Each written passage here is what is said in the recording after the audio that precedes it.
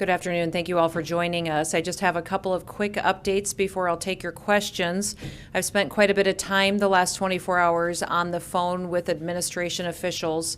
Spoke this morning with Dr. Fauci. It was great to visit with him about what's going on here on the ground in South Dakota, how we're dealing with the virus, the mitigation measures that we've put in place, and it was wonderful to hear him recognize and confirm that a one-size-fits-all approach does not work in every single state, and he appreciates our efforts in South Dakota to protect people and be aggressive in going forward in making sure that we're slowing down the spread and that we're bending the curve for our people.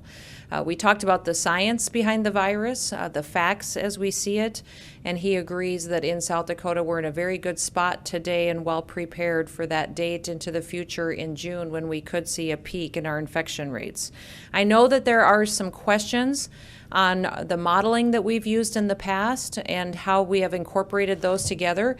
I want you to know that we've used several different models from across the country to incorporate into our demographics, into what we're seeing on the ground, what we're seeing for those that are in the vulnerable population, and our sparsity and density factors in the state of South Dakota. As a reminder, we used all of those modeling projections for our population to put together the plan that I discussed with South Dakota last Friday. We were in agreement as a state, as a Department of Health, with Sanford, with Avera, and with Monument, that is the plan that we are preparing and incorporating for our projections into the future. Know that because of the mitigation efforts that we have put into place already, we've cut our infection rates in half at that peak point in June. So that has been good work by the people of South Dakota. The plan that we agreed to with our healthcare systems is work in preparation that we're doing every single day. We're standing up more hospital beds and capacity to deal with COVID-19 patients. We're also securing ventilators that could potentially be necessary at that point in time when we have peak infection rates in our state, and we're continuing to work on surge capacity, making sure that those hospitals are ready and that they have the equipment and the people and the staff that they need to meet the people's needs. Know that our cases have been updated for the day, and we do see our positive cases of COVID-19 in the state of South Dakota increasing. That is going to continue to happen. That has been expected. I have told you for weeks that our numbers will continue to increase. What is good news is that we're also seeing people recover and get better. The virus will continue to spread throughout the state of South Dakota, and that's why it's incredibly important that you continue to take the measures and the actions that I've asked you to take in the past. Please continue social distancing. Wash your hands. We're asking you to stay home. In Minnehaha and Lincoln County, we're telling those that are older than 65 and that have pre-existing health conditions to stay home for the next 3 weeks. Those are all incredibly important.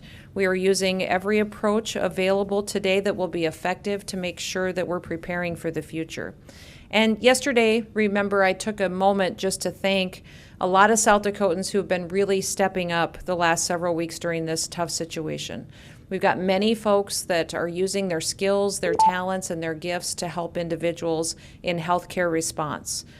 We thank those individuals that are supporting families who have already had loss of life during this point in time. Thank you to those that are donating to charities and serving, volunteering in areas of need. And thank you so much for every single person in the state who has taken it seriously as a personal agenda item to help us slow down the spread of this disease. That's one of the things that Dr. Fauci was so impressed with, was the people of South Dakota and how they've tackled this as a personal responsibility of their own to make sure that they were making the best decisions for their community going forward. We've got so many things that we have going for us here in our state, and we will get through this together.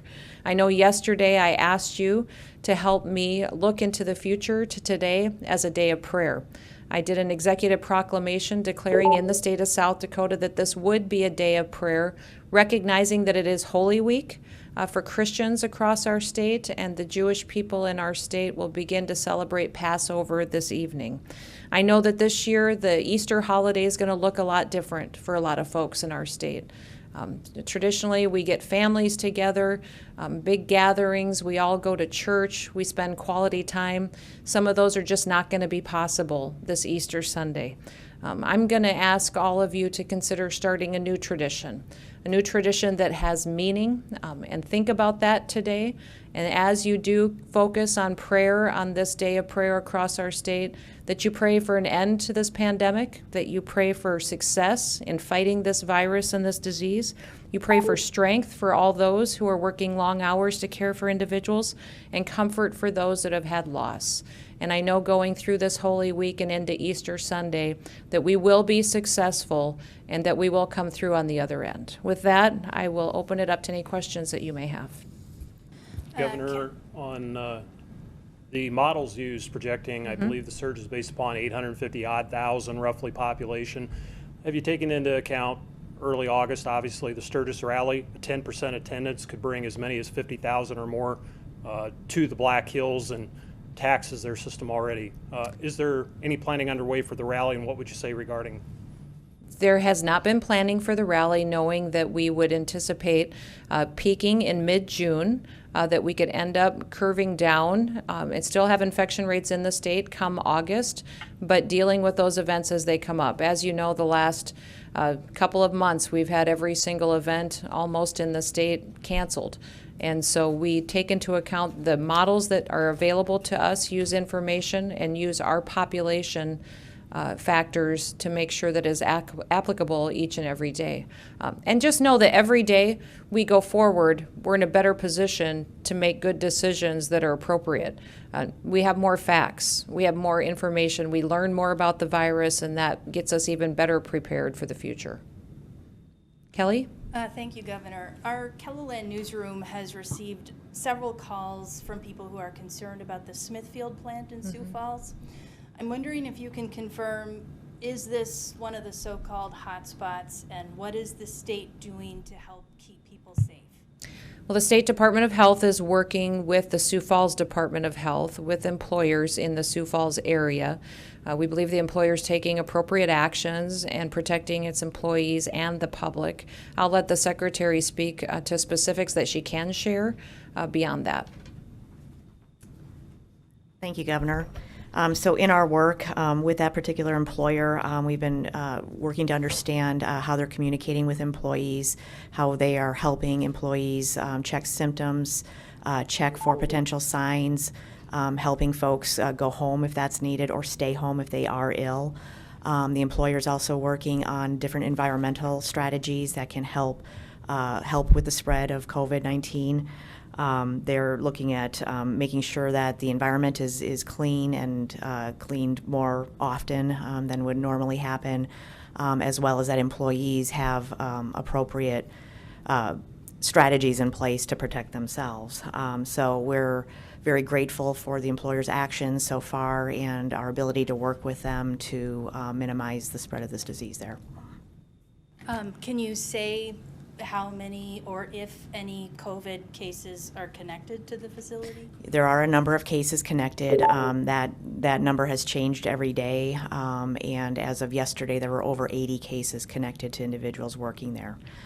We are able to do contact tracing with all of the positive cases, and so that work continues so that we can make sure that those people are taking appropriate precautions. And so at this point, we do not feel that there is a risk to folks outside of the individuals impacted. Sorry to take up so much time. I just want to confirm, when you say connected, that means not necessarily just employees, but maybe people who are linked to those employees. The number that I just cited are individuals that work at the employer.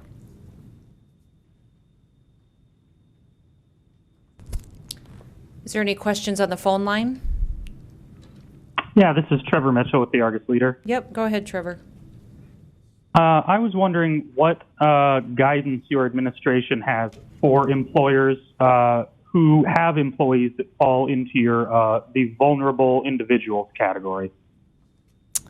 This is Kim Alsam-Risden. So there is a number of guidance sets out there from the CDC about what employers can do if they have individuals that are not feeling well. The number one thing is to have people go home, have people stay home if they are sick. With our work with employers across the state, I can't say enough how well they're doing with that. Employers in South Dakota are doing the right thing. They're paying their employees to stay home so that that's not a risk to those particular people so that they can make the right choices. So does that answer the question that you had? I believe so, yeah. Thank you.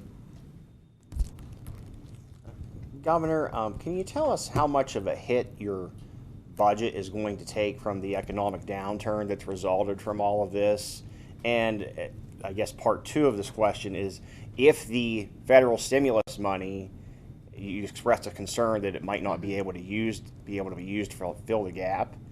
If you can't use it for that, are you looking at tax increases or cuts or? Well, I think it's premature to know today how we would fill budget holes, but what I can confirm for you is that our revenue into the state has been dramatically impacted.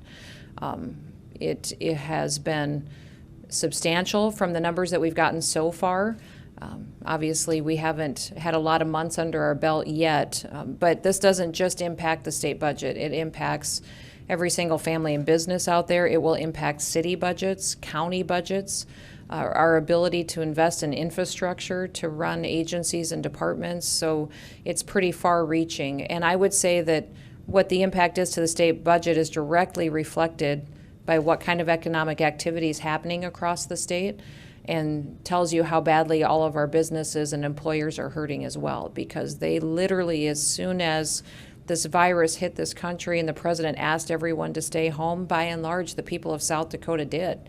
And we saw that was immediately where those revenues and economic activity dropped off. One of the things we're hoping for is that of these phase 1, 2, 3, and potentially 4 bills that are moving through Congress, is that we have the ability to be held accountable to our budgets and to prove that we have budget holes that were directly tied to this virus, and the opportunity to use some of those funds for that need. Because today, the way the language is written, that's in question, and some clarity on that in phase 4 would be very helpful. Because we do not think we can utilize the funds that were included in phase 3 today for budget impacts. Governor Mike Tanner at KWAT in Watertown. Yep, go ahead, Mike. Hi, I'm just wondering if you have heard any reports of price gouging being an issue in South Dakota at all? You know, I think we hear a few reports here and there, but by and large, people have been good to each other and have been out there supplying the needs of people and families across our communities. So we hear reports, but that is not in the state's list of things that today has been a widespread issue that we're hearing about consistently.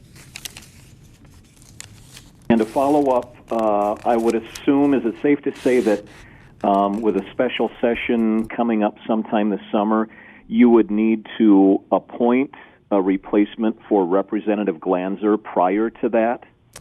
No, that's going to be a little bit of a different process because of the calendar and time frame, and so we'll give some guidance on that in the future.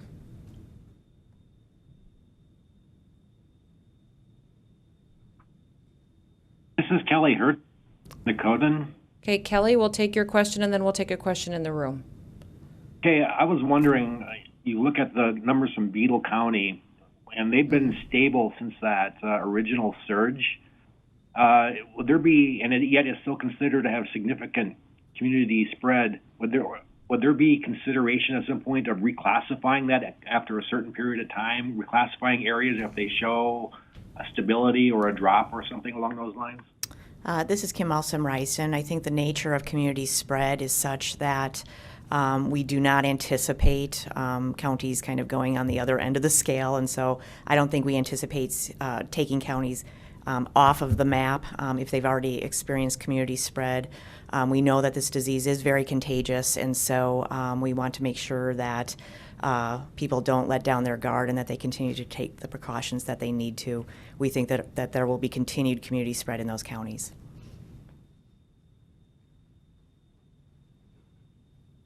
What we do see in Beadle County is encouraging, though. It has been good to see those case numbers drop, people recover and do better. But we do know that we are a long ways out from having this battle over with in our state. Okay, question in the room. Yep. Maybe off topic. Do you play golf, ma'am? I don't play golf. You don't? Okay. No. 'Cause the golf course just opened, and I'm also doing a did. story on that, so I was going to Okay. ask if you do, or do you plan on visit? Does the first gentleman, does he play golf? He does, but not well. Oh. He probably wouldn't appreciate me telling that, but he That's does all right. play golf occasionally, but it's not his real skill set. Without a batting cage, sometimes you know. the He's golfer very good is at fun. baseball, yes.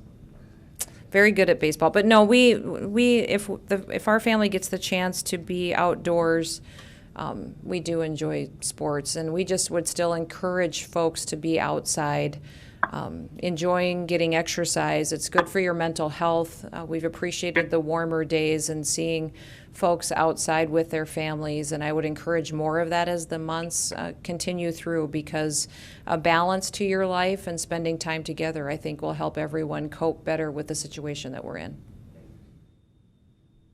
Governor Noem, this is Morgan at the Rapid City Journal. Are you self-isolating, social distancing, and taking any precautions yourself? Have you yourself been tested for COVID at this time? I have not been tested. I have felt good throughout this entire situation that we find ourselves in, and our family is practicing social distancing.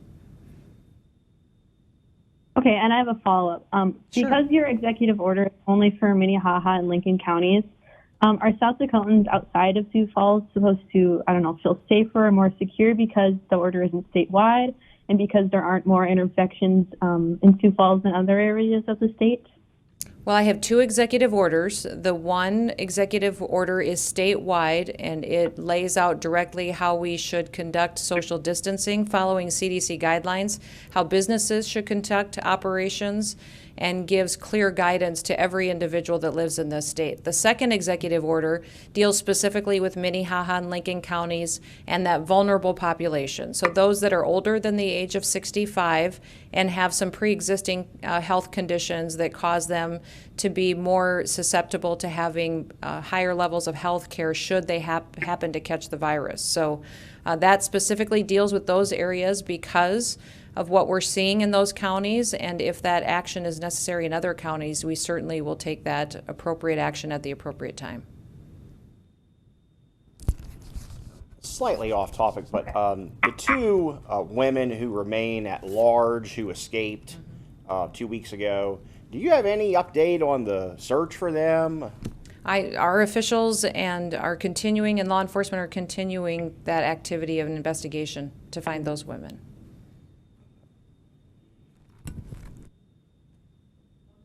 Governor JP at KORN in Mitchell. How are you today? Good, JP. Good. And speaking of recoveries, can you give us an update on how Hazel is doing?